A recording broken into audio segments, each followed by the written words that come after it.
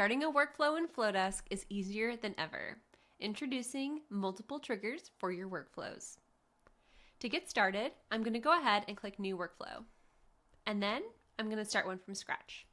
For this workflow example, I want to deliver templates for designers. So I'm going to go ahead and call this Template Delivery. Here at the top, I'm going to choose my trigger.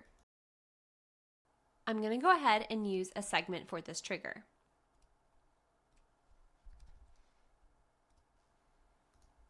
So when somebody opts into the segment, opt-in designer templates, this workflow will begin.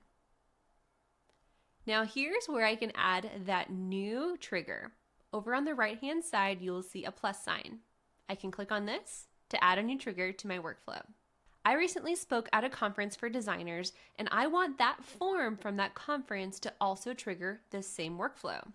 So for this trigger, I'm going to go ahead and choose Subscribes through a form, and then choose the correct form. With multiple triggers in Flodesk workflows, I can add up to 6 different triggers. Simply click on the plus sign and add your additional trigger. If I want to remove a trigger, click on the X, and you're good to go.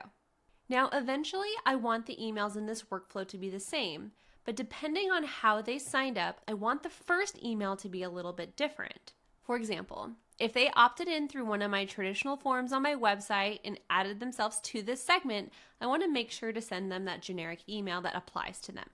However, if they were at Show at Spark and they did fill out that form specific to that event, I want that email to be a little bit more specific and include things that were related to that conference. So here underneath each of those triggers, I'm going to add a different email. I already have these emails created, so I'm going to go ahead and quickly add them.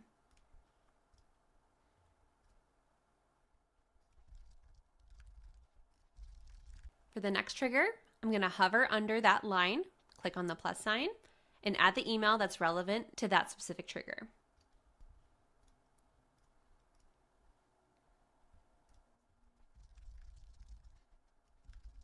If somebody happens to enter a workflow and both the triggers are applicable to them, the leftmost trigger will take precedence. So after I've sent those unique emails based off of which way they entered the workflow, I'm going to go ahead and let this workflow connect.